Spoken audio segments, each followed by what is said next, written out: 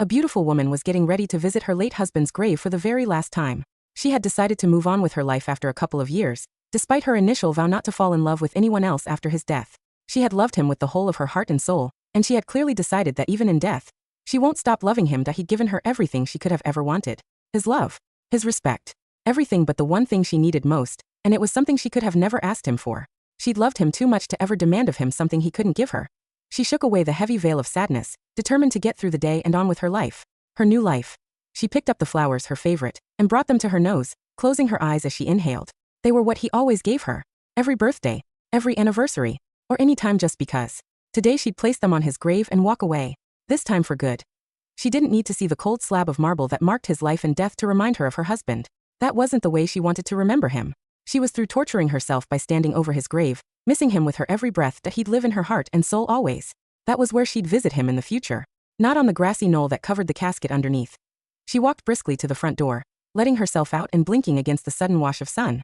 Though it was spring, the Houston weather was already warm, and she was glad she'd worn the short-sleeved t-shirt instead of the black dress she always wore. And there was Derek, leaning against his car, waiting for her as she knew he would be. He straightened when he saw her, and she saw a brief flicker of surprise before he schooled his features and extended a hand to her. She slid her fingers over his, and he gave her hand a light squeeze. No words were necessary. They both grieved the loss of her husband and his best friend. "You look lovely, Sandra," he said as he walked her around to the passenger side.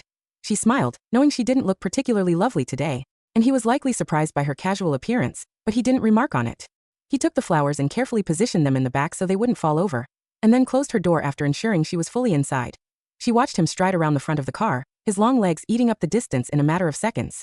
Then he slid into the driver's seat, and his scent wafted through her nostrils. Derek always smelled the same, utterly masculine, though she knew he never wore cologne or aftershave. He was a no-frills kind of guy, much like Clement had been, though her husband had worn expensive clothing, and even his casual wear was tailored to fit his personality. Even Derek's car fitted his personality, a sleek black Jaguar. How appropriate, he drove a vehicle named for a predator. He fit the part well that they'd been partners in business, but Clement had always been the front man, the one who wined and dined clients, the polished spokesman, the one who sealed the deals, attended all the social events while Derek worked behind the scenes. The closer, the one who always did most of the legwork and fixed the problems. Clement had often laughed and said he was the looks and charm and Derek was the brains of the operation. But Derek was certainly not lacking in looks or charm. They were the complete antithesis of one another. Clement was fair-haired to Derek's dark brown, and while Clement's eyes were blue, Derek's were a deep brown, enhanced by his darker coloring. He wasn't any less attractive than Clement. His was just a quieter attractiveness. Silent. Brooding almost. He had made Sandra nervous back when she'd first met him when she and Clement had dated. Theirs had been a whirlwind courtship. Clement had swept her off her feet, and Sandra had known that Derek was concerned that his friend was getting in way over his head, moving too fast. The fact Sandra knew that had made her wary of Derek, but over time, he'd become her rock. Especially after Clement had died. As they drove out of Sandra's exclusive subdivision, Derek reached over for her hand, lacing his fingers through hers, and as he'd done before, he squeezed lightly, a gesture of reassurance. Sandra turned and smiled at him, telling him without words that she was okay. As they stopped at a red light, Derek studied her intently, almost as if he were trying to decipher what was different about her. Evidently satisfied with whatever he'd seen in her eyes or expression, he smiled back, but he kept hold of her hand as he navigated through traffic on the way to the cemetery, just a few miles from where Sandra and Clement had lived. They drove in comfortable silence, but then they'd never converse much on the day Derek drove her to the cemetery every year. Oh, Sandra visited at other times, but Derek always accompanied her on the anniversary. But that wasn't the only time she saw Derek. He'd stepped in from the moment Clement had passed away, and he'd been her rock ever since.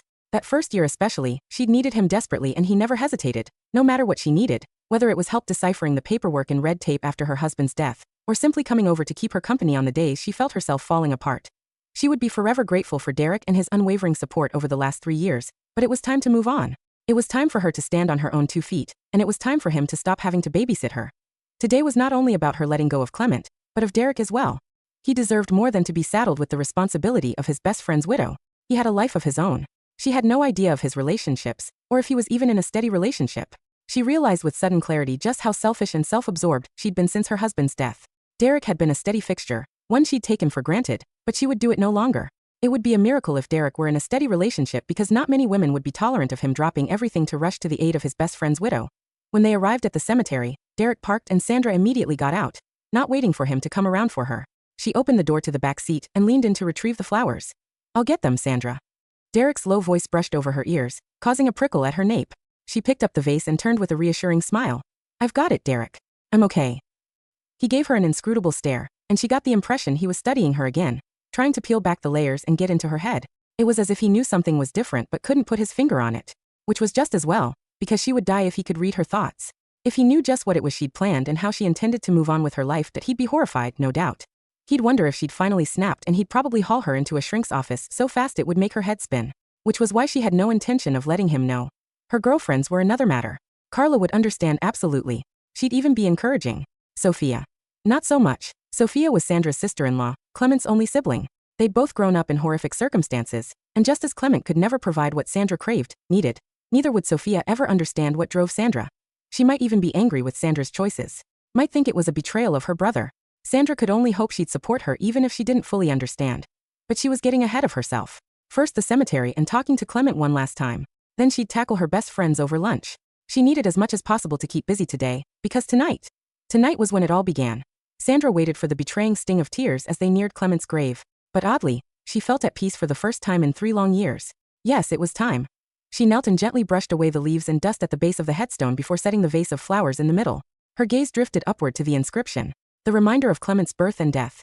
Her fingers slowly traced the words. Beloved husband, brother and best friend. Those words said it all. A reminder of those left behind who mourned him still. She'd insisted that Derek be honored on the headstone, as he was every bit as much family as herself and Sophia. She only wished they'd had children so his legacy and memory would live on through them. But as with any young couple, they'd thought they had all the time in the world. Clement was apprehensive about having children.